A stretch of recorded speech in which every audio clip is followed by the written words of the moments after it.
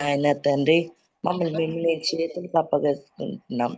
నీ దైవజనం నోట నుండి వచ్చు నీ మాటలు వినాలని మేము ఆశతో ఎదురు చూస్తున్నాం. ఆశ గల ప్రాణాన్ని తృప్తిపరిచే దేవుడు ప్రభువా. నాయన తండ్రి మా ప్రాణాత్మ దేహములు నీ చేతుల్లో పెట్టుకుంటూ నాయన తండ్రి శ్రద్ధ కలిగిన నీ యొక్క కంఫర్ట్ని ఇచ్చే ఆదరణ కలిగించి ప్రేమ చూపించి జాలి చూపించి శాంతి సమాధానం అనుగ్రహించి నీ వాక్యం కోసం నాయన తండ్రి డాక్టర్ గారు నాయన తండ్రి సిద్ధపరిచి అన్నారు. నాయన తండ్రి నువ్వు తన నోటిని నింపబోతా ఉన్నారు. నాయన తండ్రి అటు వాక్యములు నాయన తండ్రి మా జీవితానికి మేలుకరంగా ఉండేటట్లు నాయన తండ్రి మా శరీర ఆత్మ ప్రాణాత్మ దేహములతో నాయన నీ బలిపీఠానికి సమీపంగా రావటానికి ఇష్టపడతా ఉన్నాము. మీరే నాతో మా అందరితో మాట్లాడమని మమ్మల్ని మేము తగ్గించుకుంటూ నీ నామాన్ని హెచ్చిస్తూ మీ దైవదాసుని ద్వారా మీరే మాతో మాట్లాడమని యేసయ్య శక్తి గల నామంలో మాత్రమే అడిగి వేడుకుంటున్నాం తండ్రి. Amen. Amen. Amen. Hallelujah. Praise the lord. Thank you so much గారు. దేవుని నామం కలిగినాక అందరికీ వందాలండి. జాన్సీ అక్క ప్లీజ్. ఓకే తమ్ముడు. గుడ్ మార్నింగ్ అండి అందరికీ. మరి ఈ రోజు మన మధ్యలో వాక్యం అందించడానికి డాక్టర్ ప్రవీణ్ కుమార్ గారు దేవుని యొక్క ఆత్మ చేత సిద్ధపడి మన మధ్యలో ఉన్నారండి. వారు చాలా సంవత్సరాల నుంచి మన మధ్యలో వాక్యాన్ని అందిస్తున్నారు. వారిని పరిచయం చేయటం గౌరవంగా భావిస్తున్నాను. ఆర్థోపెడిక్ సర్జన్ అయిన డాక్టర్ ప్రవీణ్ కుమార్ గారు దక్షిణ భారతదేశంలో ప్రముఖ ఎన్జిఓకు డైరెక్టర్ గా సేవలందిస్తున్నారు. వారి ప్రియ సతీమణి డాక్టర్ మినీ ఫియోనా గారు జనరల్ సర్జన్ గా సేవలందిస్తున్నారు. వారికి 2 కుమార్తెలు. వారిని ప్రేమతో ఆహ్వానిస్తున్నాను. వెల్కమ్ డాక్టర్ గారు. గుడ్ మార్నింగ్ అండి. Good morning. Thank you.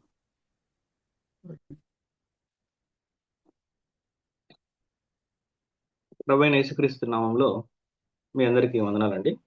మరి మనకు సిద్ధపరిచినటువంటి వాక్యాన్ని చూస్తున్నాము.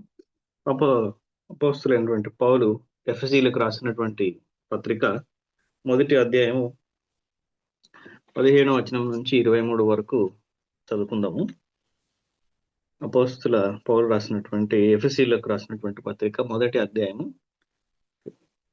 15 నుంచి 23 వరకు. ఈ హేతు చేత ప్రభువైన యేసునందలి మీ విశ్వాసమును గూర్చి పరిశుద్ధులందరిడలా మీరు చూపుచున్న విశ్వాసమును గూర్చి నేను వినినప్పటి నుండి మీ విషయమై మానక దేవునికి కృతజ్ఞతాస్తుతులు చెల్లించుచున్నాను. మరియు మీ మనోనేత్రములు వెలిగింపబడినందున ఆయన మిమ్మల్ని పిలిచిన పిలుపు వల్లనైన నిరీక్షణ ఎట్టిదో, పరిశుద్ధులలో ఆయన స్వాస్థ్యం యొక్క మహిమైశ్వర్యం ఎట్టిదో, ఆయన క్రీస్తునందు వినియోగపరిచిన బలాతిశయమును బట్టి విశ్వసించు మనయందు ఆయన చూపుచున్న తన శక్తి అయిన అపరిమితమైన మహత్యం ఎట్టిదో మీరు తెలుసుకొనవలెనని మన ప్రభువైన యేసుక్రీస్తు యొక్క దేవుడైన మహిమ స్వరూపయోగ తండ్రి తన్ను తెలుసుకొనుటయందు మీకు జ్ఞానమును ప్రత్యక్షతను మనస్సును అనుగ్రహించున్నట్లు నేను నా ప్రార్థనయందు మిమ్మల్ని గూర్చి విజ్ఞాపన చేయుచున్నాను. ఆయన ఆ బలాతిశయము చేత క్రీస్తును మృతులలో నుండి లేపి వాస్తవమైన అత్యధికం కంటెను, అధికారము కంటెను, శక్తి కంటెను, ప్రభుత్వము కంటెను, ఈ యుగమునందు మాత్రమే గాక రాబో యుగమునందును పేరు పొందిన ప్రతి నామము కంటెను ఎంతో హెచ్చుగా పరలోకమందు ఆయనను తన కుడిపార్శ్వమున కూర్చుండబెట్టుకొని ఉన్నాడు. మరియు సమస్తమును ఆయన పాదముల క్రింద ఉంచి సమస్తము పైన ఆయనను సంఘమునకు శిరస్సుగా నియమించును. ఆ సంఘము ఆయన శరీరము సమస్తమును పూర్తిగా నింపుచున్న వాని సంపూర్ణతే ఉన్నది. చిన్న ప్రార్థన చేసుకుందాము. సర్వోన్నత స్థలములో ఆసీనుడైనటువంటి మా తండ్రి, గొప్ప దేవ, సర్వాధికారి, ఈ ఉదయకాలంన ఒక చిన్న గుంపుగా మేమందరం చేరి మీ పరిశుద్ధ నామమును స్తుతించడానికి, ఆరాధించడానికి ఇచ్చిన సమయాన్ని బట్టి వెలలేని స్తుతులు స్తోత్రాలు చెల్లిస్తున్నాం తండ్రి. గొప్ప దేవ, మీరు మా కొరకు సిద్ధపరిచినటువంటి వాక్యమును శ్రద్ధగా మేము చదువుకొని గ్రహించుకొని మా హృదయంలో భద్రపరుచుకొని ఆయన ధ్యానించడానికి, మీకు మహిమకరంగా మా జీవితాలను కొనసాగించడానికి మీ సహాయము మాకు సమృద్ధిగా అనుగ్రహించమని యేసుక్రీస్తు నామములో అడిగి పెడుకుంటున్నాం తండ్రి. ఆమేన్. ఆమేన్. మనము ఈ భాగాన్ని మనము చూస్తే మరి అపోస్తులైనటువంటి పౌలు గారు మరి రాసినటువంటి ఈ భాగము పరిశుద్ధాత్మ దేవుడు మనకు ఏమి తెలియజేస్తున్నాడంటే, మీ మనము విశ్వాసులైనటువంటి మనము దేవుని యొక్క మరి దేవునిని లోతుగా గ్రహించాలి, ఆయనను ధ్యానం చేయాలి. ఆ చివరి భాగంలో చూస్తే 17-19లో మీకు జ్ఞానమును ప్రత్యక్షతను గల మనస్సును అనుగ్రహించినట్లు. చాలాసార్లు ఆ మనము మనము దేవుని గురించి మనం తెలుసుకుంటే, when we learn about God we can know who we are. మనము దేవుణ్ణి తెలుసుకుంటే, గ్రహించుకుంటే, నేర్చుకోవాలి, తెలుసుకోవాలని ఆశ కలిగి ఉంటే మనమేంటో మనకు అర్థమవుతుంది. చాలాసార్లు అది తెలుసుకోకుండా మనమేంటో మనల్ని అర్థం చేసుకోవాలని మనిషి మరి ఎన్నో ప్రయత్నాలు చేస్తూ ఉంటాడు, ఎన్నో ప్రయత్నాలు కొనసాగిస్తూ ఉంటాడు. నా ఉద్దేశం ఏంటి, నా పర్పస్ ఏంటి, నేనేం చేయాలి? కొన్నిసార్లు దీన్ని తెలుసుకోవడానికి ఎంతో ఎక్స్ట్రీమ్గా వెళ్ళిపోయి కుటుంబాలను వదిలేసి ఎంతో దూరంగా వెళ్ళి ఒంటరిగా జీవించడానికి, ఏదో ప్రయత్నం చేయడానికి, తన గురించి తాను గ్రహించుకోవడానికి, తెలుసుకోవడానికి, తన ఉద్దేశం ఏంటో తెలుసుకోవడానికి ఎన్నో విశ్వ ప్రయత్నాలు జరుగుతుంటాయి. అయితే సింపుల్గా ముందు దేవుని గురించి మనం తెలుసుకుంటే, ఆయన ఎవరో, ఆయన ఏమై ఉన్నాడో, మన కొరకు ఆయన ఏం చేసినాడో అనేది మనము తెలుసుకుంటే, గ్రహించుకుంటే మనమేంటో మనకు తెలుస్తుంది. ఆయన గురించి ఎంతగా మనం తెలుసుకుంటుంటే మన గురించి మనకేంటో మనకు అంత లోతుగా అర్థమవుతుంటుంది. ఎప్పుడైతే మన గురించి మనకు ఎంత లోతుగా అర్థమవుతుంటుందో మనం దేవునికి అంత దగ్గరగా జరుగుతూ ఉంటాం. మన గురించి మనకు అర్థం కాకుంటే మనం దేవునికి దగ్గరగా జరగలేం. మన గురించి మనకు అర్థం కావాలంటే మానవుడు మొట్టమొదటిగా చేయాల్సింది ఏంటంటే, దేవుడు తనకేమై ఉన్నాడు, మన కొరకు ఏం చేసినాడు, అది ఎలా దాన్ని తను తాను పరిశుద్ధ గ్రంథంలో తను తాను వెల్లడిపరుచుకున్నాడు అనేది మనం తెలుసుకునే ఆశ కలిగి ప్రయత్నం మొదలు పెడితే స్లోగా మనమేంటో మనకు అర్థమవుతుంది, మన స్థితి ఏంటో మనకు అర్థమవుతుంది, మన పరిస్థితి ఏంటో మనకు అర్థమవుతుంది. అప్పుడు దేవునికి దగ్గరగా జరగడానికి, ఆయనను హత్తుకొని ఉండడానికి, ఆయన మీద నమ్మకం కలిగి, విశ్వాసం కలిగి, నిరీక్షణ కలిగి జీవించడానికి మనకు హెల్ప్ అవుతుంది. మనము మొట్టమొదటి వాక్యం చూస్తే, ఈ హేతువు చేత ప్రభు అయినటువంటి యేసునందలి మీ విశ్వాసమును గూర్చి, పరిశుద్ధులందరి ఎడల మీరు చూపుచున్న విశ్వాసమును గూర్చి నేను వినినప్పటి నుంచి మీలో విశ్వాసం ఉంది, అలాగే పరిశుద్ధులందరి ఎడల మీరు ప్రేమ కలిగి, విశ్వాసం కలిగి మీరు ఉన్నారు. దాన్ని బట్టి నేను ఎంతో సంతోషిస్తున్నాను. అయితే అది ఒకటి సరిపోదు, ఆ విశ్వాసము, ఆ ప్రేమ ఒకటి సరిపోదు, ఇంకా మీరు తెలుసుకోవాల్సిన విషయాలు ఉన్నాయి. వాటి కొరకు నేను నిరంతరము మీరు అది తెలుసుకోవాలని నేను ప్రార్థన చేస్తాను. మనము విశ్వాసంలో కొంత ఎదిగిన తర్వాత, కొంత స్థితి వచ్చిన తర్వాత మనం ఏం చేస్తామంటే, మనము తెలుసుకున్న విషయాలు ఇతరులు కూడా తెలుసుకొని ఉండాలి. అయ్యో, ఇతను ఇంత గొప్పగా మరి దేవుని సేవలో ఉన్నాడు కదా, ఇది కూడా అతను తెలుసుకోలేకపోయినాడా అనే ఒక భావంతో మనము ఎదుటి వ్యక్తిని చూస్తాం. అయితే ఇక్కడ మనం చూస్తే ఆయన వారికి కృతజ్ఞతలు తెలుపుతున్నాడు. మీరు కొంతవరకు తెలుసుకున్నారు, అది నాకు సంతోషం. అయితే ఇక మీద మీరు తెలుసుకోవాలని ఎడతెగక మీ కొరకు నేను ప్రార్థన చేస్తాను. సో విశ్వాసులు అంటే మనము ఎప్పుడు కూడా మన స్కేల్ను ఆధారం చేసుకొని ఇతరులను మనము జడ్జి చేయడానికి వీల్లేదు. ఇక్కడ ఆయన ఇంతవరకు తెలుసుకున్న దాని కొరకు నేను చాలా సంతోషంగా ఉన్నాను, చాలా ఆనందంగా ఉంది నాకు. కానీ ఇంకా తెలుసుకోవాల్సింది మీరు చాలా ఉంది. అయితే దాని కొరకు నేను మీ దగ్గర ఎడతెగగా ప్రార్థన చేస్తున్నాను. మీ విషయమై మానక దేవునికి కృతజ్ఞతాస్తుతులు చెల్లించుచున్నాను. 17th వర్స్ చూస్తే, మరియు మీ మనోనేత్రములు వెలిగింపబడినందున. సింపుల్ గా చూడాలంటే మీ మనోనేత్రములు వెలిగింపబడినందున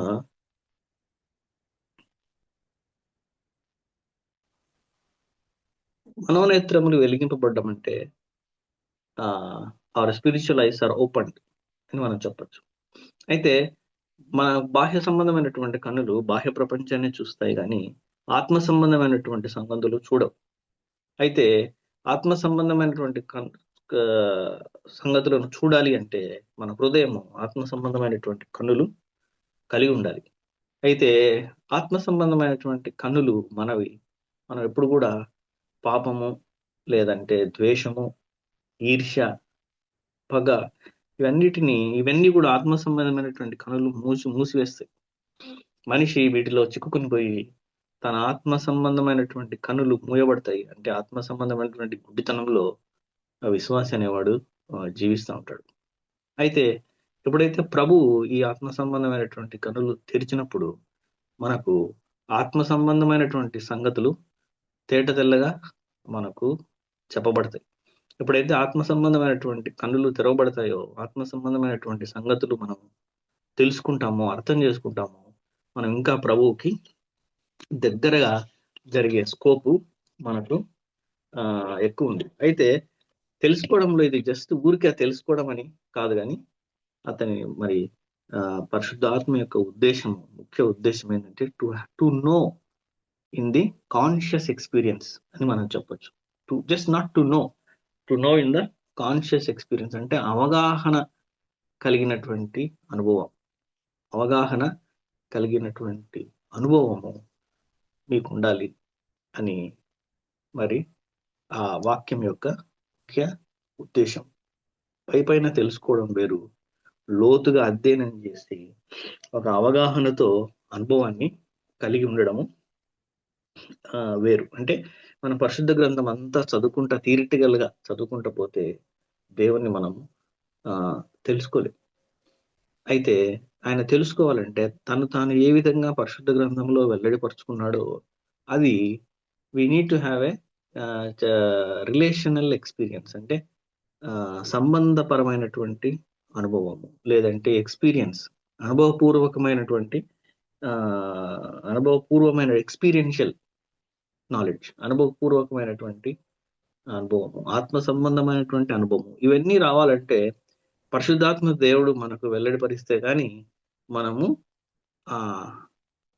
తండ్రి తాను ఏ విధంగా పరిశుద్ధ గ్రంథంలో వెల్లడిపరుచుకున్నాడు, ఏ విధంగా యేసుక్రీస్తు ప్రభువుని వెల్లడిపరిచినాడు, ఏ విధంగా పరిశుద్ధాత్మ దేవుడు వెల్లడిపరచబడ్డాడు, ఆ ముగ్గురు ఏ విధంగా పనిచేస్తారు అనేది మనం అర్థం చేసుకోవాలంటే పరిశుద్ధాత్మ దేవుడు మనకు ఆ జ్ఞానాన్ని ఇస్తే గాని మనము దాన్ని అర్థం చేసుకోలేము. అయితే 1 కొరింథీలో ఒక మాట రాయబడింది. 1 కొరింథీ 2వ అధ్యాయంలో 9 వచనం చూస్తే, 9-10 చూస్తే, ఇందును గూర్చి దేవుడు తనను ప్రేమించు వారి కొరకు ఏవి సిద్ధపరచునో అవి కంటికి కనపడలేదు, చెవికి వినపడలేదు, మనుష్య హృదయం నాకు గోచరం కాలేదు అని వ్రాయబడి ఉన్నది. మనకైతే దేవుడు వాటిని తన ఆత్మ వలన బయలుపరిచి ఉన్నాడు. ఆ ఆత్మ అన్నిటినీ దేవుని మర్మములను కూడా పరిశోధించుచున్నాడు. పరిశుద్ధాత్మ దేవుడు మనకు వెల్లడిపరిస్తే గాని, మనకు తెలియజేస్తే గాని మనము ఏ విధంగా పరిశుద్ధ గ్రంథంలో ప్రభువు వెల్లడిపరచబడినాడు అనేది మనము తెలుసుకోలేము, గ్రహించలేము. ఎప్పుడైతే ప్రభువును తెలుసుకోలేమో, గ్రహించలేమో, ఆయన మన కొరకు చేసిన కార్యాన్ని మనం గ్రహించకపోతే మనమేంటో మనకు బేసిక్ గా తెలీదు. సో ఇందాక నేను చెప్పినట్టు మనమేంటో మనకు తెలియదు, ఒక కన్ఫ్యూజను, నాకు ఒక ఉద్దేశం లేదు, ఏంటి నా పర్పస్ అని మనిషి ఐడెంటిటీ క్రైసిస్ లేకి పోతాడంటే, ఐడెంటిటీ క్రైసిస్ ని ఏమంటారంటే గుర్తింపు సంక్షోభం అని కూడా మనం తెలుగులో చెప్పొచ్చు దాన్ని. అంటే నేనేంటి, నాకు నా ఉద్దేశం ఏంటి, నేను ఎవరిని, నేను ఏం తెలుసుకోవాలి. ఈ ఐడెంటిటీ క్రైసిస్ గురించి మనం చూస్తే కొన్ని డిఫరెంట్ టైప్స్ ఉంటాయి. Adolescent identity crisis, mid life crisis అని, ఇంకా చెప్పాలంటే స్పిరిచువల్ ఐడెంటిటీ క్రైసిస్ అని, ఇంకోటి కెరీర్కి సంబంధించిన ఐడెంటిటీ క్రైసిస్ అని. కెరీర్కి సంబంధించిన ఐడెంటిటీ క్రైసిస్లో మనం కొంతకాలం ఉద్యోగం చేసిన తర్వాత ఆ ప్రదేశంలో ఉద్యోగం చేయడానికి మనకి ఇష్టం ఉండదు. ఇంకా నేను ఇంకొంచెం ఉన్నత స్థాయికి పోవాలా అని వెంటనే మనిషి ఇంకొక ఉద్యోగాన్ని చూసుకుంటాడు. ఆడ కొన్ని రోజులు పని చేసిన తర్వాత ఇక్కడ నాకు సరైన గుర్తింపు లేదు, ఇంకో చోట నేను పని చేయాలి. అడాలసెంట్ క్రైసిస్, మనిషి యుక్త వయసులో పెరుగుతున్నప్పుడు సమాజంలో తన స్థానాన్ని ఏంటి నిలుపుకోవాలని ఆ అడాలసెంట్ ఐడెంటిటీ క్రైసిస్ లోకి పోవడం జరుగుతుంది. అంటే చాలా టీనేజ్ వయసులో 16, 17, 18, 19 ఆ టైంలో ఒక టైప్ ఆఫ్ నిరాశ, నిస్పృహలోకి వెళ్ళిపోవడం జరుగుతుంది. అలాగే స్పిరిచువల్ ఐడెంటిటీ క్రైసిస్ కూడా మనిషి పోవడం జరుగుతుంది. అంటే కొన్ని రోజులు విశ్వాసిగా ఆత్మ సంబంధంగా కొంతకాలం ప్రయాణం చేసిన తర్వాత ఏం జరుగుతుందంటే తన నమ్మిన దానికి, తన విశ్వాసానికి, తన జీవితంలో జరిగిన దానికి ఒక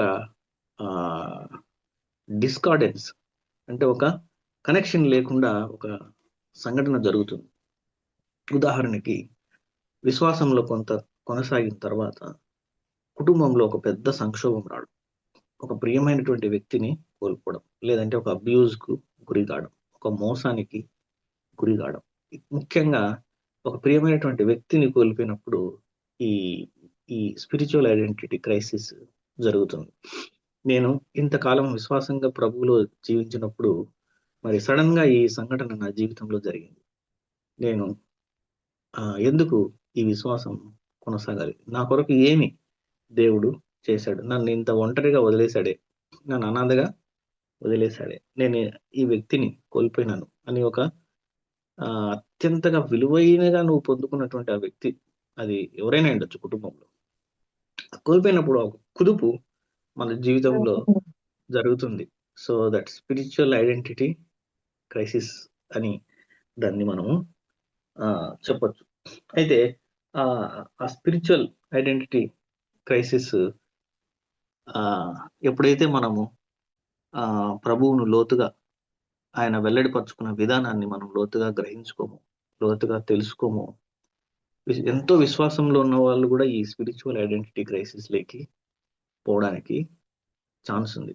అందుకే పౌల్ గారు రాస్తున్నారు, మీ కొరకు నేను ప్రార్థిస్తున్నాను, మీరు తెలుసుకోవడానికి, దేవుడు ఆయనను గ్రహించడానికి, ఆయన ఎట్టి కార్యాలు మన పట్ల చేసినాడో మీ మనోనేత్రాలు వెలిగింపబడినందున, మీ మనోనేత్రాలు వెలిగించబడాలి. వెలిగిస్తే గాని ఈ సంగతులు తెలుసుకోరు. ఈ సంగతులు తెలుసుకుంటే గాని మనం ఏంటో మనకు అర్థం కాదు. లేదంటే ఎనీ ఎక్స్టర్నల్ సర్కమ్స్టాన్స్, బాహ్య సంబంధమైనటువంటి పరిస్థితులు ప్రభావితం చేసి మిమ్మల్ని సంక్షోభంలోకి నెట్టేయచ్చు. అందుకే ఇప్పుడు చూస్తే మనము ఏ చిన్న దాకా చెప్పినట్టు ఆ సంఘటన మనిషిని సంక్షోభంలోకి నెట్టేసి దేవునికి దూరంగా జరగడానికి చాలా పాసిబిలిటీ ఉంది. అప్పటి నుంచి సంఘంతో సంబంధం లేకుండా ఒంటరి అయిపోయి మరి దూరంగా, దేవునికి దూరంగా జీవించే పాసిబిలిటీ ఉంది. ఎన్నోసార్లు ఆ విధంగా జరిగినాయి. మళ్ళీ విశ్వాసులు మరి దేవుని కృప వల్ల మళ్ళా దాన్ని తెలుసుకొని దేవునికి దగ్గరగా జరగడం కూడా మనము ఎన్నోసార్లు మనము చూసి ఉంటాం. ఇది ఇందాకనే చెప్పినట్టు ద మోస్ట్ ఫండమెంటల్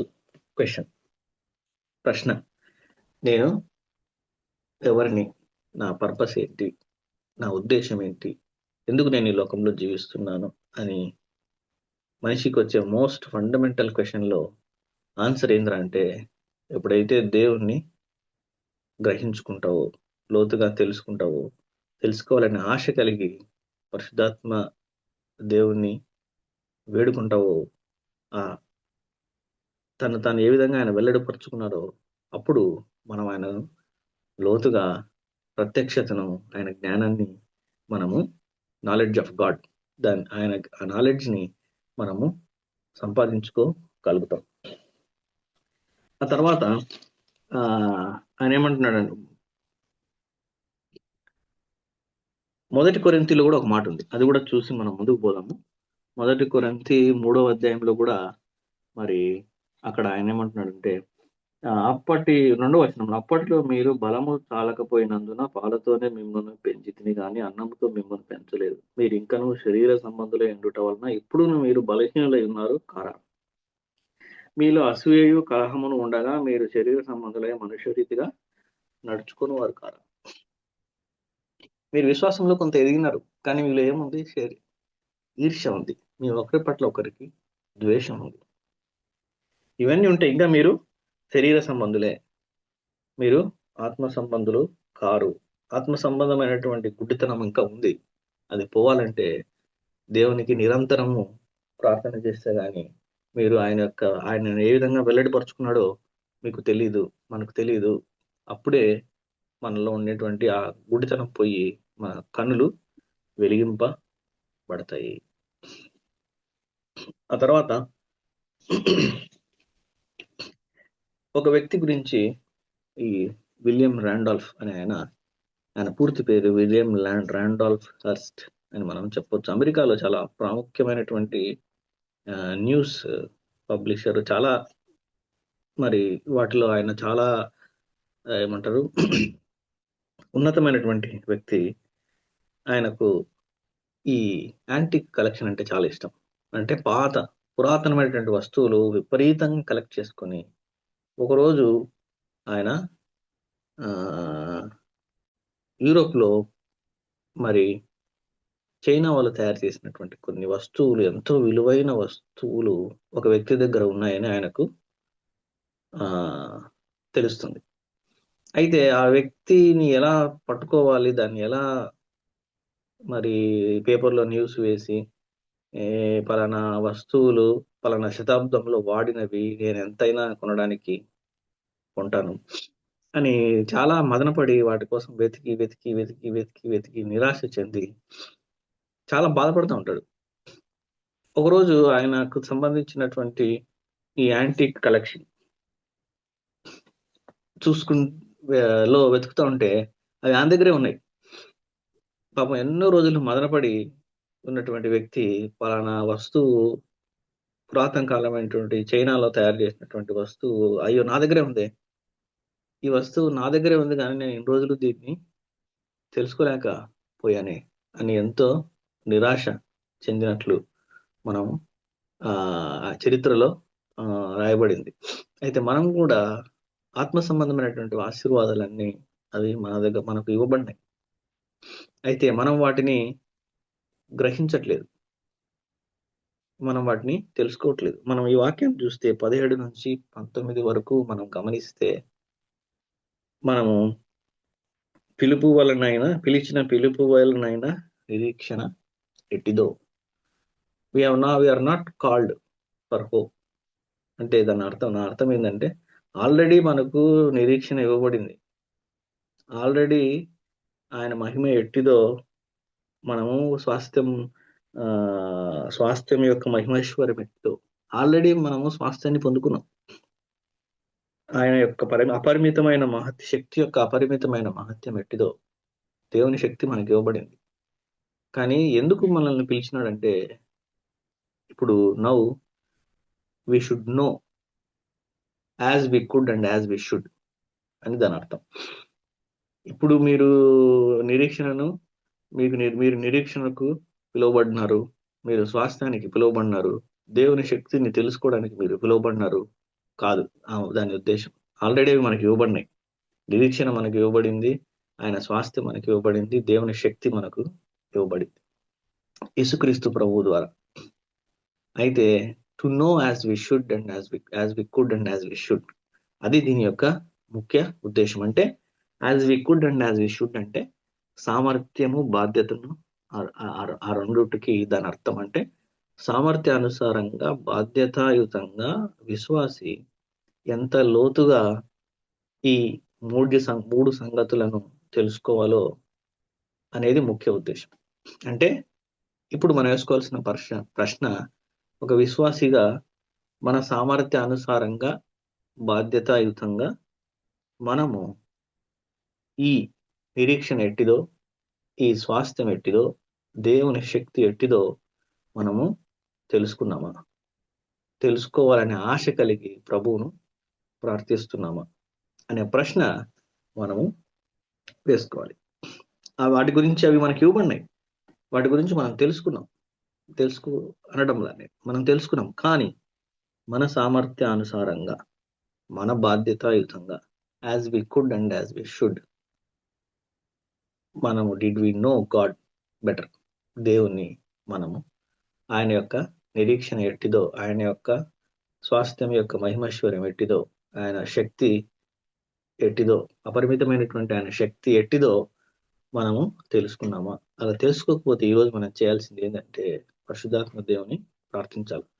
ప్రార్థిస్తే మన మనోనేత్రాలకు ఉన్న గుడ్డితనాన్ని తొలగించి ఈ సంగతులు మనం గ్రహించుకుంటాము. మనం గ్రహించాలా అనేదే ఈరోజు మరి దేవుని యొక్క ఆశ. మనము ఇంకొక జాన్ కాల్విన్ అనే ఆయన 15వ శతాబ్దం చెందిన, మనకు చాలా మందికి తెలుసు, ఆయన యొక్క గొప్ప తత్వవేత్త, థియాలజిన్. ఆయన రాసిన మాట చాలా సింపుల్ గా ఒక లైన్ లోనే రాశాడు, కానీ చాలా లోతైనటువంటి మీనింగ్ ఉన్నటువంటి మాట. The knowledge of God and that of our selves are connected. The knowledge of God and that of our selves are connected. Without knowledge of God there is no knowledge of self. అంటే దేవుని యొక్క జ్ఞానము మన యొక్క జ్ఞానానికి ఒక connection ఉంది. దేవుని యొక్క జ్ఞానము లేకపోతే మనిషి యొక్క జ్ఞానమే లేదు. Without the knowledge of God there is no knowledge of self. ఎప్పుడైతే నాలెడ్జ్ ఆఫ్ గాడ్, దేవుని యొక్క జ్ఞానాన్ని మనం తెలుసుకుంటామో అప్పుడే నీ యొక్క జ్ఞానం ఏంటి నీకు అర్థమవుతుంది. సో దేవుడి యొక్క జ్ఞానాన్ని తెలుసుకోకుండా మనిషి నా పర్పస్ ఏంటి, నా జ్ఞానం ఏంటి, నా ఉద్దేశం ఏంటి అని ఎంత ప్రయత్నం చేసినా ఏదో ఒకదానికి సెటిల్ అయిపోతాడే కానీ అత్యంత విలువైనది, అత్యంత మహిమకరమైనది తెలుసుకోలేడు. అందుకే without the knowledge of God there is no knowledge of self అని మరి కాల్విన్ గారు రాసినట్టు చరిత్రలో మరి మనం చూడొచ్చు. సో మళ్ళీ మొదటగా మనం చెప్పుకున్నట్టు, ఎప్పుడైతే మనిషి తన్ను తాను తెలుసుకోవాలంటే మొట్టమొదటిగా చేయాల్సింది దేవుడు ఏమై ఉన్నాడు, ఆయన మన కొరకు ఏం చేసినాడు అనేది తెలుసుకుంటే, ఆ నాలెడ్జ్ ఆఫ్ గాడ్, దేవుని యొక్క జ్ఞానాన్ని తెలుసుకుంటే తనేంటో తను తెలుసుకోవచ్చు. మనము చూస్తే 3 అంశాలు ఇక్కడ, 3 ఆత్మ సంబంధమైనటువంటి విషయాలు, బ్లెస్సింగ్స్ ఇక్కడ మనం చూడొచ్చు. మొట్టమొదటిది, ఆయన మిమ్మును పిలిచిన పిలుపు వల్లనైనా నిరీక్షణ ఎట్టిదో, the hope to which we are called, which God has called us. ఆయన దేవుడు మరి ఇశ్రాయేల్ ప్రజలను మరి బందీలుగా ఉన్నప్పుడు ఐగుప్తు నుంచి వాళ్ళు పిలిచినాడు. వాళ్ళని ఏది ఊరిక ఒక పర్పస్ లేకుండా ర్యాండమ్ గా వాళ్ళని పిలవలేదు, కానీ వాళ్ళని పిలిచి దేవుని ప్రజలుగా చేసుకొని మరి వారి ద్వారా ఆయన ఇతరులను ఆశీర్వదించాలి అని ఒక పర్పస్ తో, ఒక ఉద్దేశంతో వారిని పిలిచినాడు. ఎలాగైతే వారి ఒక పర్పస్ తో, ఉద్దేశంతో పిలిచినాడో మనల్ని కూడా యేసుక్రీస్తు ప్రభువులోకి ఒక పర్పస్ తో, ఒక ఉద్దేశంతో ఆయన మనల్ని యేసుక్రీస్తు ప్రభువులోకి మనల్ని ఆయన పిలిచినాడు.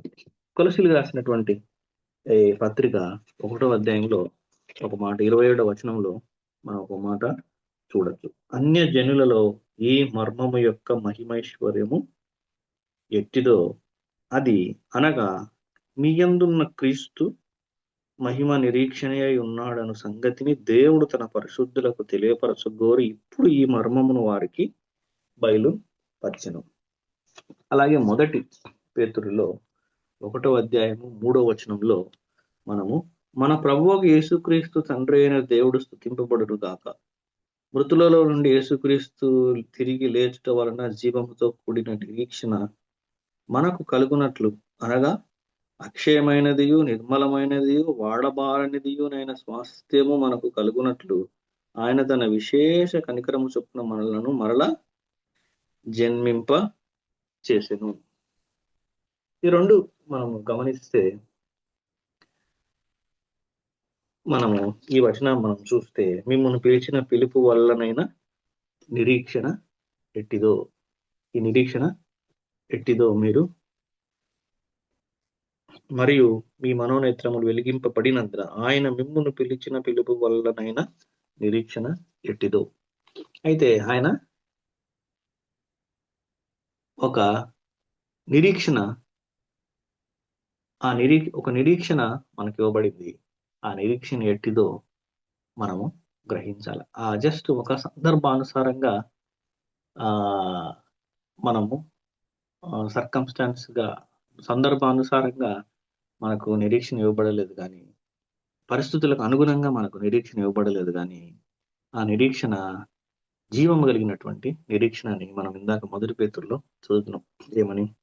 మృతులలో నుండి యేసుక్రీస్తు తిరిగి లేచుట వలన జీవంతో కూడిన నిరీక్షణ మనకు కలుగునట్లు, అనగా అక్షయమైనది, నిర్మలమైనది, వాడబారనిది నా స్వాస్థ్యం మనకు కలుగునట్లు ఆయన తన విశేష కనికరం చొప్పున మనల్ని మరలా జన్మింపజేస్తాడు. మనకు జీవం కలిగినటువంటి నిరీక్షణ ఇవ్వబడింది. ఆ నిరీక్షణ అక్షయమైనది కాదు, అది నశించిపోయేది కాదు, అది అక్షయమైనది, నిర్మలమైనది, వాడబారినది స్వాస్థ్యము మనకి ఇవ్వబడింది. ఆ స్వాస్థ్యము మనలో నివసిస్తుంది. మనలో నివసిస్తున్నటువంటి ఆ ప్రభువు మనల్ని మధ్యలో వదిలిపెట్టేవాడు కాదు. చివరి వరకు మనల్ని మరలా జన్మింపజేసి దినదినము మనల్ని పరిశుద్ధపరుస్తూ మహిమలో నుంచి అధిక మహిమలోకి మనల్ని తీసుకుపోతూ చివరి వరకు మనల్ని నడిపించేది. ఆ నిరీక్షణ కేవలము జీవం కలిగిందే కాదు, అది మహిమ కలిగినటువంటి నిరీక్షణ. అదే మనం ఇందాక కొలస్సీల్లో 1వ అధ్యాయంలో 27వ వచనంలో చదివినాం. అన్యజనులలో ఈ మర్మం యొక్క మహిమైశ్వర్యం ఎట్టిదో, అది అనగా మీ యందున్న క్రీస్తు మహిమ నిరీక్షణయై ఉన్నాడు. Christ in you is hope of glory. Christ in you is hope of glory. మహిమ నిరీక్ష సంగతిని దేవుడు తన పరిశుద్ధులకు తెలియపరచు గోరి ఇప్పుడు ఆ మర్మమును వారికి తెలియపరచును. అయితే మనలో నివసిస్తున్నటువంటి ఆ ప్రభువు, మనలో నివసిస్తున్నటువంటి ప్రభువు ఏమన్నాడు? ఆయన మహిమ నిరీక్షణ అయి ఉన్నాడు. ఆయన సింపుల్ గా జస్ట్ జీవం కలిగిన నిరీక్షణే కాదు, అది మహిమ నిరీక్షణ అయి ఉన్నాడు. అంటే మనలో నివసిస్తున్నటువంటి ఆ ప్రభువు దినదినము మనల్ని పరిశుద్ధపరుస్తూ, మనల్ని పవిత్రపరుస్తూ మహిమ నుంచి అధిక మహిమలోకి తీసుకెళ్లి తండ్రి ఎదుట మనల్ని ఆయన నిలబెడతాడు. అంతం వరకు మనకు తోడుగా ఉంటాడు. మధ్యలో విడిచిపెట్టే దేవుడు కాదు. పరిస్థితులను బట్టి కొన్నిసార్లు దేవునికి మనం దూరం జరిగిన, మన మూర్ఖత్వంతో ఆయన వ్యతిరేకించిన, తిరుగుబడిన, తిరిగి మళ్ళా మనల్ని సరిచేసి మనల్ని హక్కును చేర్చుకొని మనలో నివసించే దేవుడు ఆయన చివరి వరకు మనతో ఉంటాడు. ఆయన మహిమ నిరీక్షణ కలిగినటువంటి, అంటే మనల్ని గ్లోరియస్ గా తండ్రి ఎదుట నిలబెడతాడు అని దాని అర్థం. So we are called for living hope and glorious hope. అది నిరీక్షణ ఎట్టిదో మీరు తెలుసుకోండి అనే దానికి అర్థం.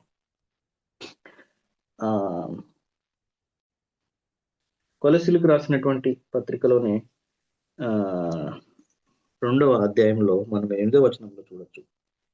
ఆయనను అనుసరింపక మనుషులు పారంపర్యాచార్యమును అనగా ఈ లోక సంబంధమైన మూలపాఠమును అనుసరించి మోసకరమైన నిరర్థక తత్వ జ్ఞానము చేత మిమ్మల్ని చెరపట్టుకుని పోవాడెవడైనా ఉండునేమో అని జాగ్రత్తగా ఉండు. ఏలైనగా దేవత్వము యొక్క పరిపూర్ణత శరీరముగా సర్వ పరిపూర్ణత శరీరముగా క్రీస్తునందు నివసించుచున్నది.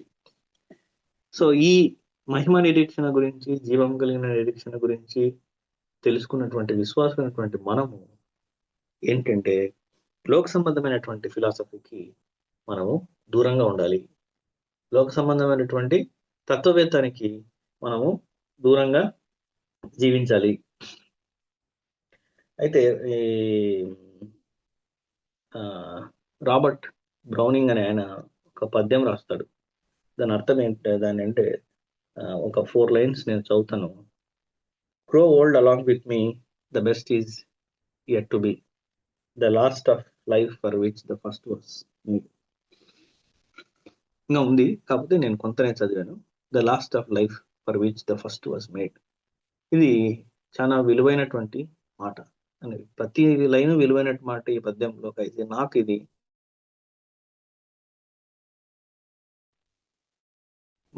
చెప్ప last of life for which the first was made.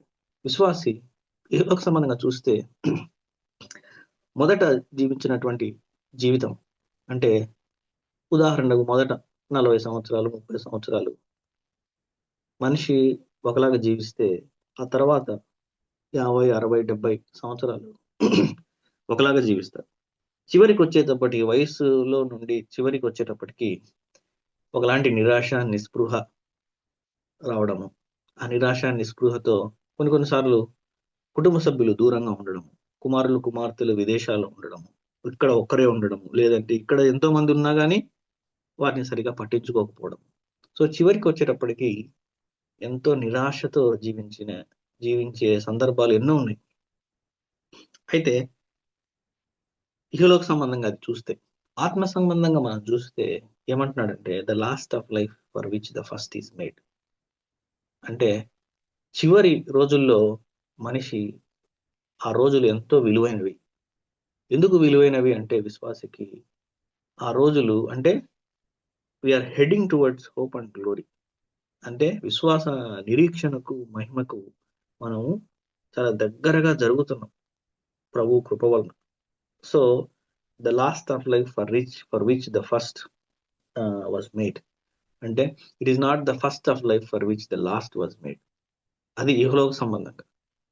ఆత్మ సంబంధంగా చూస్తే the last of life for which the first was made అంటే, మొదటి రోజులు కంటే కూడా మనిషికి చివరి రోజులు అత్యంత విలువైనవి అని అర్థం. ఎందుకంటే చివరి రోజుల్లో మనిషి ప్రభు కృప వలన దేవునికి దగ్గరగా జరుగుతూ ఉంటాడు.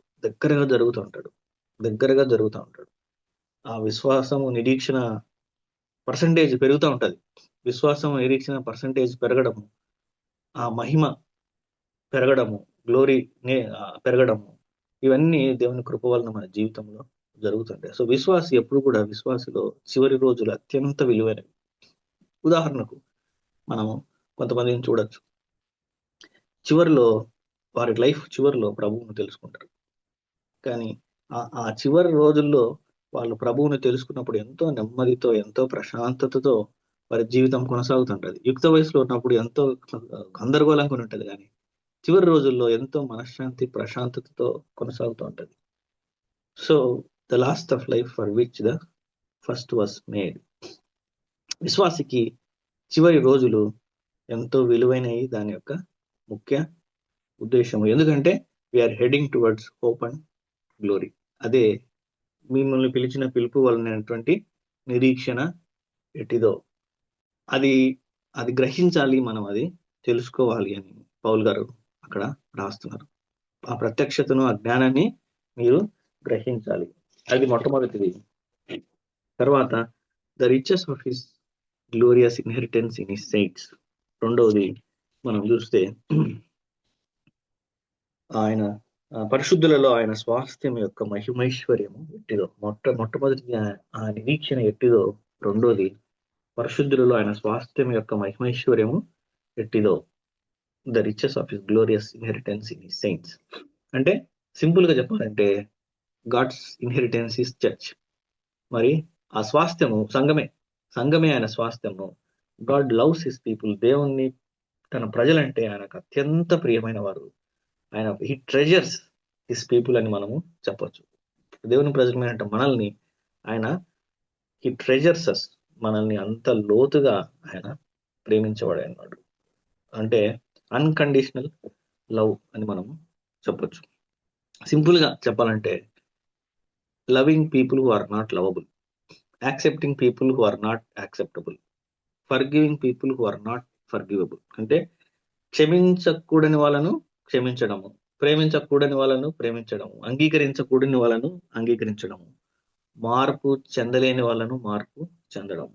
ఇదే this is the glorious inheritance అని మనం చెప్పచ్చు. The riches of his glorious inheritance అంటే సంఘమైన మనల్ని మనలో ఉన్నటువంటి లోపాలను, మనలో ఉన్నటువంటి తప్పులను వాటిని చూడకుండా, ఎంచకుండా మనల్ని ప్రేమించి, మనతో ఉండి నిరంతరం మనల్ని సరి చేస్తూ, మనల్ని చక్కదిద్దుతూ సంఘాన్ని ముందుకు తీసుకుపోవడం. So church is his glorious inheritance. అది అది మనలో ఆయన నివసిస్తూ ఒక స్వాస్థ్యంగా మనలో స్వాస్థ్యంగా మన హృదయంలో నివసిస్తూ, మన హృదయంలో ఆ కార్యాన్ని జరిగిస్తూ, దినదినము మనల్ని పరిశుద్ధపరుస్తూ, ఒక సంఘంగా మనల్ని కట్టి మనల్ని ముందుకు తీసుకుపోవడం. అది మీరు తెలుసుకోండి. అది ఎంత విలువైనదో మీరు గ్రహించండి. అది don't take it as a simple thing. దాన్ని స్వాస్థ్యాన్ని అది అత్యంత విలువైన స్వాస్థ్యంగా దాన్ని పరిగణించండి. ఇన్హెరిటెన్స్ అని చూస్తే మనం వారసత్వం అంటారు. ఇంకో చోట చూస్తే పూర్వీకుల నుండి పొందుకున్న లక్షణాలు అని కూడా అర్థం ఉంది. అయితే దేవుని యొక్క లక్షణాలను, దేవుని యొక్క గుణాలను మనిషి పొందుకోవడము అంటే సింపుల్గా చెప్పాలంటే ఇంప్యూటెడ్ రైటియస్నెస్. అంటే ఆయన యొక్క నీతి మనకు ఆపాదించబడింది. మనము ఎంత అయినప్పటికీ, ఎంత పాపులైనప్పటికీ, మన మంచితనాన్ని బట్టి మనం నీతిమంతుడిగా తీర్చబడలేదు. కానీ యేసుక్రీస్తు ప్రభు వారి లోకంలో జన్మించి మరి తాను అర్పించుకొని, ఆయన సిలువకు అప్పగించుకొని, మరణాన్ని, పాపాన్ని జయించి ఆయన తిరిగి లేచి తండ్రి కుడిపార్శ్వమున కూర్చున్నాడు. ఆయన అర్పించుకున్నటువంటి త్యాగాన్ని బట్టి మనకు నీతి ఆపాదించబడింది. అయితే ఇంకా సింపుల్గా చెప్పాలంటే it is a double imputation అని స్పర్జన్ గారు మరి ఒక చోట రాయబడినట్టు నేను చదివినాను. డబుల్ ఇంప్యూటేషన్ అంటే మన పాపాలు ఆయనకు ఆపాదించబడినాయి, ఆయన నీతి మనకు ఆపాదించబడింది. That is the riches of glorious inheritance. దేవుని స్వాస్థ్యము మనకు సంఘమైనటువంటి మనము ఆయన యొక్క స్వాస్థ్యము. ఆయన స్వాస్థ్యానికి ఆయన ఏం చేసినాడు? ఆయన నీతిని మనకు ఆపాదించబడింది. నీతిమంతులుగా మనము తీర్చబడమే కాదు, దినదినము ఆ స్వాస్థ్యము మన హృదయంలో నివసించి మనల్ని పరిశుద్ధపరుస్తూ, మనల్ని చివరి వరకు మనల్ని వదిలిపెట్టకుండా ఆయన దేవుని ఎదుట మహిమ అన్వితులుగా ఆయన మనల్ని నిలబెట్టబోతున్నాడు. సో ఆ గ్లోరియస్ ఇన్హెరిటెన్స్ ని, ఆ స్వాస్థ్యం యొక్క మహిమైశ్వర్యం ఎట్టిదో మీరు గ్రహించవలను. దాని ప్రత్యక్షత ఎట్టిదో, దాని జ్ఞానం ఎట్టిదో మీరు తెలుసుకోవాలి. తర్వాత మనము చూస్తే మూడవదిగా ఆయన క్రీస్తునందు వినియోగపరిచిన బలాతిశయమును బట్టి విశ్వసించు మనయందు ఆయన చూపుచున్న తన శక్తి యొక్క అపరిమితమైన మహత్యం ఎట్టిదో.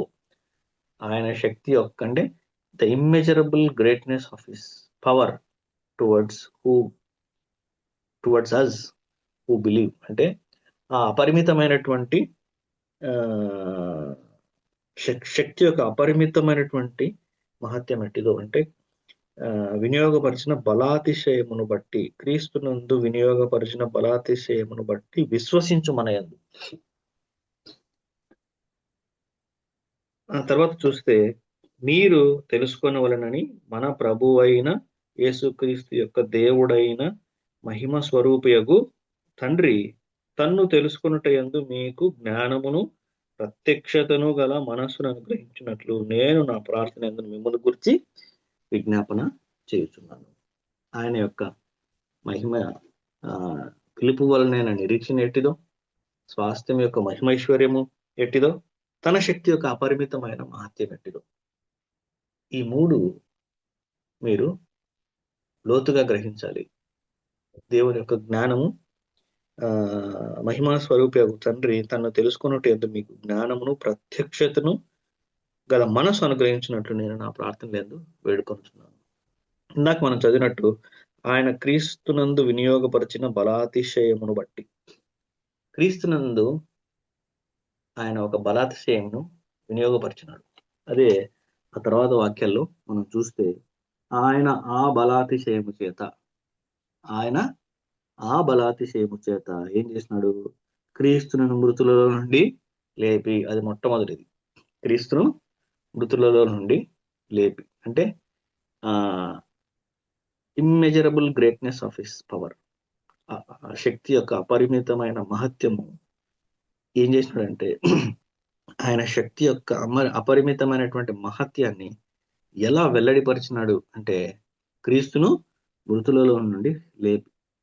రెండవది మనం చూస్తే సమస్తమైన ఆధిపత్యము కంటేను, అధికారము కంటేను, శక్తి కంటేను రెండవది ఆయనను కుడిపార్శ్వమున కూర్చుండబెట్టుకొని ఉండడం. రెండవది ఎంతో హెచ్చుగా పరలోకమునందు ఆయన తన కుడిపార్శ్వమునందు కూర్చుండబెట్టుకొని ఉన్నాడు. అది నంబర్ 2. మూడవది సమస్తమైన ఆధిపత్యము కంటేను, అధికారము కంటేను, శక్తి కంటేను, ప్రభుత్వము కంటేను ఈ యుగమునందు మాత్రమే గాక రాబో యుగమునందు పేరు పొందిన ప్రతి నామము కంటేను అతని హెచ్చుగా పరలోకమందు ఆయన తన కుడిపార్శ్వమున కూర్చోబెట్టాడు. నాలుగవది 22వ వచనం, మరియు సమస్తమును ఆయన పాదముల క్రింద ఉంచి సమస్తము పైన ఆయనను సంగమునుగా శిరస్సుగా నియమించాను. 5:23. సో ఆయన ఆ బలాతిశయము చేత the immeasurable greatness of his power is manifested in 5 ways అని మనము చెప్పచ్చు. అదే ఈ 5. ఎఫెసీయులకు రాసిన పత్రిక ఈ 2వ అధ్యాయంలోనే మనం చూస్తే 5వ వచనంలో మనం గమనిస్తే ఆయనను దేవుడు కరుణా సంపన్నుడై ఉండి మనము మన అపరాధముల చేత చచ్చిన వారమై ఉండినప్పుడు సైతము మన ఎడల చూచి తన మహాప్రేమ చేత మనల్ని క్రీస్తుతో కూడా బ్రతికించెను. కృపచేత మీరు రక్షింపబడినాడు. క్రీస్తును మృతుల నుండి లేపినాడు. కానీ అది జస్ట్ లేపడంతో ఆగలేదు. ఏమైంది? మనల్ని కూడా క్రీస్తు ప్రేమ చేత మనలను క్రీస్తుతో కూడా బ్రతికించను. తర్వాత తండ్రి కుడిపార్శ్వమున కూర్చుండబెట్టుకొని ఉన్నాడని 2వది చదివినాం కదా. మళ్ళా మనము 6-7 చదివితే క్రీస్తు యేసునందు ఆయన మనకు చేసిన ఉపకారము ద్వారా అత్యధికమైన తన కృపా మహేశ్వర్యము రాబో యుగములలో కనపరచు నిమిత్తము క్రీస్తు యేసునందు మనల్ని ఆయనతో కూడా లేపి పరలోకమందు ఆయనతో కూడా కూర్చుండబెట్టాను. కేవలము యేసుక్రీస్తు ప్రభునే కుడిపార్శ్వమున కూర్చోబెట్టలేదు, కానీ క్రీస్తుతో కూడా మనలను ఆయన కుడిపార్శ్వమున కూర్చుండబెట్టెను. అలాగే కొలసీలకు రాసిన పత్రిక 2వ అధ్యాయము 15వ వచనం మనం చూస్తే మరియు అపరాధముల వలనను శరీరమందు సున్నతి పొందిన ఎండుట వలన మీరు మృతులై ఉండగా దేవుడు వ్రాతరూపకమైన ఆజ్ఞల వలన మన మీద రుణముగాను మనకు విరోధముగాను నుండిన పత్రమును మేకులతో సిలువ కొట్టి దాని మీద చేవ్రాతను తుడిచివేసి మనకు అడ్డము లేకుండా దాన్ని ఎత్తివేసి మన అపరాధములన్నిటిని క్షమించి ఆయనతో కూడా మిమ్మును జీవింప చేసెను. ఆయన ప్రధానులను అధికారులను నిరాయుధులనుగా చేసి సిలువ చేత జయోత్సవముతో వారిని పట్టి తెచ్చి బాహాటముగా వేడుకకు కనపరచెను.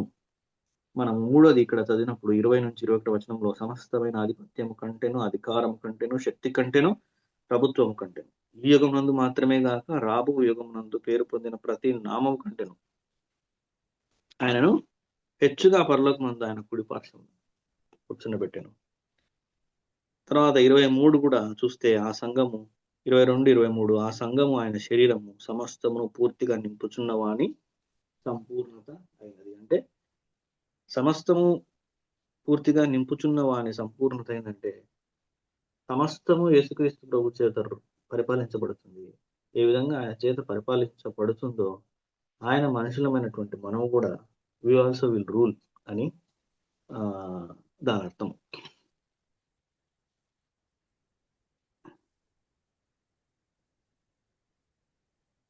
తర్వాత ఈ 3 విషయాలు మనము చూసాం. 3 ఆత్మ సంబంధమైనటువంటి ద స్పిరిచువల్ మనకు బ్లెస్సింగ్స్ ఇవ్వబడినాయి. అయితే మనం ఇందాక మనం వేసుకోవాల్సిన ప్రశ్న, మనము తెలుసుకోవాల్సినంతగా అది తెలుసుకున్నామా? గ్రహించాల్సినంతగా మనం గ్రహించుకున్నామా? సామర్థ్యానుసారంగా మన సామర్థ్యాన్ని బట్టి మన బాధ్యతను బట్టి మనం వాటిని తెలుసుకున్నామా లేదా అనేది మనం వేసుకోవాల్సినటువంటి ముఖ్యమైనటువంటి ప్రశ్న. మరి ముగించే ముందు కొన్ని విషయాలు నేను మీ ముందు ఉంచాలనుకుంటాను. మొట్టమొదటిది, we cannot learn who we are until we learn what God is. దేవుడు ఏమై ఉన్నాడో మనం పూర్తిగా తెలుసుకోకపోతే మనమేంటో మనకు తెలియదు. మనమేంటో మనం తెలియకపోతే మన ప్రయత్నాలన్నీ, నేనేంటో నా ఉద్దేశం ఏంటో తెలుసుకోవాలనే ప్రయత్నాలన్నీ విఫలమవుతాయి. దేవుణ్ణి మనము పూర్తిగా గ్రహించాలంటే పరిశుద్ధ గ్రంథంలో తను వెల్లడి పరుచుకున్నాడో అది మనము తను ఏ విధంగా వెల్లడి పరుచుకున్నాడో అది గ్రహించాలంటే పరిశుద్ధాత్మ దేవుడు మన మనోనేత్రాలకు ఉన్న గుడ్డితనాన్ని తొలగిస్తే గాని మనము దాన్ని ఆయన తెలుసుకోలేము. ఎప్పుడైతే మనకు ఆ మనోనేత్రాలకు ఉన్న గుడ్డితనం తొలగిపోతుందో మరి ప్రభువును లోతుగా మనము గ్రహించుకుంటాము. ఆయన ప్రత్యక్షతను, ఆయన జ్ఞానాన్ని, ఆయన నిరీక్షణ ఎట్టిదో, ఆయన స్వాస్థ్యం యొక్క ఐశ్వర్యం ఎట్టిదో, ఆయన అపరిమితమైన శక్తి యొక్క మహత్యం ఎట్టిదో మనము తెలుసుకోవడానికి ఆయన ప్రత్యక్షతను, జ్ఞానాన్ని మనం తెలుసుకొని మన జీవితాల్లో ముందుకు పోవడానికి పరిశుద్ధాత్మ దేవుడు మనకు సహాయం చేయనుగాక. Amen. Amen. Amen. Thank you so much doctor గారు.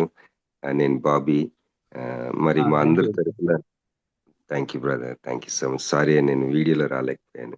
మరి మా అందరి తరఫున మీకు మనస్ఫూర్తిగా కృతజ్ఞతలు తెలియజేసుకొనిచున్నాను.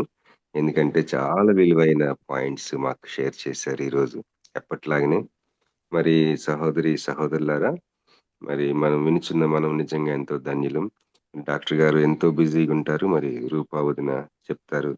మరి అలాంటి బిజీ స్కెడ్యూల్లో వారికి ఉన్న సవాళ్ళలు వీటన్నిటి మధ్య మనకి సమయం ఇస్తా ఉన్నారు కనుక మనందరి తరపున ప్రత్యేకమైన వందనాలు తెలియజేసుకుంటున్నాను. ఈరోజు ముఖ్యంగా మరి దేవుడిని గురించిన జ్ఞానము మాత్రమే మనకి సోర్స్. మనల్ని మనం తెలుసుకోవడానికి దేవుని గురించిన జ్ఞానం మాత్రమే సహాయం చేస్తుంది. when we know God, we know ourselves. ఇది చాలా మరి టైం టెస్టెడ్ ప్రిన్సిపల్. ఇది మరి ఎన్నో తరతరాలుగా నిరూపించబడిన పాయింట్ మన చెవులారా విన్నాం. ఈరోజు నేనెవరో నువ్వెవరో నీకు నాకు తెలియాలంటే దేవుణ్ణి తెలుసుకోవాల్సింది మాత్రమే. దేవుణ్ణి తెలుసుకోవాలి. అది మాత్రమే, దాని ద్వారా మాత్రమే మనకు సాధ్యం. రెండోది, లవబుల్గా లేని వారిని ప్రేమించడానికి అవకాశం లేని వాళ్ళని, మరి అలాగే క్షమించడానికి అవకాశం లేని వాళ్ళని క్షమించటం. ఈ పాయింట్ మరి ఆశ్చర్యకరమైన గొప్ప నిరీక్షణ ఎట్టిదో అని భలే చక్కగా చెప్పారు. ఈ సందేశం మరొకసారి మనందరం వినాలని మిమ్మల్ని విన్నవించుకుంటూ మరొకసారి కృతజ్ఞతలు తెలియజేసుకుంటున్నాను డాక్టర్ గారికి. Over to sister Jhansi Gudapati గారు. థ్యాంక్ యూ అండి. థ్యాంక్ యూ అన్న. థ్యాంక్ యూ డాక్టర్ గారు. చాలా విలువైన వాక్యాన్ని బోధించినందుకు. మనం దేవుని గురించి తెలుసుకుంటే మన గురించి మనం తెలుసుకుంటాము. మరి సామర్థ్యాన్ని బట్టి మనం తెలుసుకున్నామా, మన మనోనేత్రాలు వెలిగింపబడినయా, ఆయన ప్రత్యక్షత జ్ఞానం తెలుసుకోవాలంటే కేవలము ఆయన ఆత్మ సహాయంతో మాత్రమే. చాలా చక్కగా చెప్పారు. బాబీ అన్న చెప్పిన పాయింట్స్ తో పాటు ఇవి కూడా మీరు చెప్పినందుకు వర్చువల్ ప్రేయర్ ఫ్యామిలీ తరఫున ప్రత్యేక వందనాలు తెలియజేసుకుంటూ మన మధ్యలో ఉన్న thank you sir pastor Dhanraj గారు ముగింపు ప్రార్థన, పరలోక ప్రార్థన ఆశీర్వాదం ఇవ్వాల్సిందిగా కోరుకుంటున్నానండి. అలాగే సుధాకర్ రెడ్డి గారి కార్యక్రమం కూడా చక్కగా జరగాలని, పార్థివ దేహం అక్కడి నుంచి దుబాయ్ నుంచి హైదరాబాద్ కి ఆ ప్రయాణం అంతటి విషయంలో కుటుంబ ఆదరణ కొరకు దయచేసి ప్రార్థనలో జ్ఞాపకం చేసుకోవాల్సిందిగా కోరుతున్నానండి. ప్రార్థన చేసుకున్నాను. ప్రేమ కలిగిన ప్రభా, దయగలిగిన తండ్రి, మహోన్నతుడా, సర్వోన్నతుడా, సర్వశక్తిమంతుడైన తండ్రి, జీవం కలిగిన దేవా, జీవాధిపతి అయిన ప్రభా, మరి ఉదయకాల సమయంలో మరొకసారి ప్రభు నాయన మేమందరం కలుసుకోవడానికి నీవు ఇచ్చిన ధన్యతను బట్టి వందనాలు. మరి అయ్యగారు ప్రభు సుధాకర్ రెడ్డి గారు మరి మా నుంచి దూరం అయిపోవడం ఎంతో బాధగా ఉంది ప్రభు. మంచి చక్కటి వాక్యము, మరి నేను ఆర్థిక సంబంధించినటువంటి మంచి విషయాలు చెప్పినటువంటి దైవజనుని మీరు తీసుకున్నారు ప్రభా. మీరు అయ్యా కుటుంబానికి ఆదరణ, కుటుంబానికి ధైర్యము, ఓదార్పు అనుగ్రహించమని ప్రార్థన చేస్తున్నాను ప్రభా. తండ్రి నాయన యొక్క పార్టీ దేవం మరి నైనా వాళ్ళు ఉన్న స్థలంలోకి నాయన చక్కగా మరి తీసుకొచ్చే ఏర్పాట్ల విషయంలో కూడా నీవే కృప చూపించండి. ఇక బరీల కార్యక్రమం కూడా చక్కగా జరగడానికి కృప చూపించండి దేవా. మరి ఆయన చనిపోయారని తెలిసినప్పటి నుంచి చాలా బాధగా ఉంటుంది ప్రభా. మంచి దైవజనులు నాయన నీవే వారి కుటుంబానికి ఆదరణ ధైర్యం అనుగ్రహించి జరగవలసిన కార్యక్రమాలన్నింటిలో తోడుగా ఉండి సహాయం చేయమని నేను మహిమ పొందుకోమని బ్రతిమలాడుకుంటున్నాను ప్రభా. తండ్రి నాయన మరి ఈరోజు ఈ ప్రార్థనలో పాల్గొన్న బిడ్డలందరినీ దీవించండి, ఆశీర్వదించండి. చెప్పినటువంటి వాక్యం కూడా మా జీవితాల్లో ఫలింపుని దయచేయమని ప్రార్థన చేస్తున్నాను ప్రభా. నీకు వందనాలు తండ్రి, వందనాలు ప్రభా. జీవం కలిగిన దేవా, జీవాధిపతి తండ్రి నాయన వేలాది వందనాలు ప్రభా, వేలాది వందనాలు తండ్రి నా ప్రభా. ప్రభా నీకే స్తుతులు. దినమంతా కూడా నీవు పరిశుద్ధుడు కాబట్టి మమ్మల్ని కూడా పరిశుద్ధంగా ఉంచి నీతో సమయం ఎక్కువగా గడిపితే నీలో నీ జ్ఞానం తెలుసుకోగలిగితే, నీలో నిలబడగలిగితే ఎవరు ఎలాంటి వారో మేము ఎలాంటి వారమో తెలుసుకోగలిగే జ్ఞానం అనుగ్రహిస్తారు ప్రభువా. దాన్ని బట్టి స్తోత్రాలు చెల్లించుకుంటూ ఈ ప్రార్థన చేస్తున్న నామములో అడుగుతున్నాను తండ్రి, ఆమెన్. పరలోకమందున మా తండ్రి, నీ నామం పరిశుద్ధపరచబడును గాక, నీ రాజ్యం వచ్చిన గాక, నీ చిత్తం పరలోకమందు నెరవేరినట్లు భూమి అందులో నెరవేరును గాక. వస్తువులు మేము క్షమించండి ప్రభువు, మనల్ని క్షమించుము. నుండి సోదరు నుండి మహిమ ఘనత ప్రభావం నీకే చెందును గాక. మన తండ్రి అయిన దేవుని ప్రేమయు, ఆయన కుమారుడైన యేసుక్రీస్తు ప్రభుయు, పరిశుద్ధాత్మ దేవుని అన్యోన్య సహవాసము ఇక్కడ ఈ రోజు కూడుకున్నటువంటి కుటుంబములకును మరి సుధాకర్ రెడ్డి ఫ్యామిలీకి కావలసిన ఆదరణను మరి నువ్వు సదాకాలము మాకు దయచేసి నీవే దీవించి ఆశీర్వదించును గాక. ఆమేన్. ఆమేన్. థ్యాంక్ యూ పాస్టర్ గారు. ప్రార్థించిన పాస్టర్ ధనరాజు గారికి, వాక్యం అందించిన డాక్టర్ ప్రవీణ్ కుమార్ గారికి ప్రత్యేక వందనాలు తెలియజేస్తూ, మరి బాబీ అన్న మీకు అప్డేట్స్ ఇస్తారండి గ్రూప్ లో. సుధాకర్ రెడ్డి గారి గురించి మీకు అప్డేట్స్ ఇస్తారు. మీరు హైదరాబాద్ పరిసర ప్రాంతాల దగ్గర ఉంటే దయచేసి వీలైతే వెళ్ళాల్సిందిగా కోరుతున్నానండి. ఎప్పుడు ఏంటనేది పెడతారు మెసేజ్ అన్న, వీలు చూసుకొని వీలైతే వెళ్ళాల్సిందిగా కోరుతున్నానండి. థ్యాంక్ యూ అండి అందరికి. ప్రైజ్ లార్డ్ అమ్మా, అందరికీ ప్రైజ్ లార్డ్. ప్రైజ్ లార్డ్ అరుణ గారు.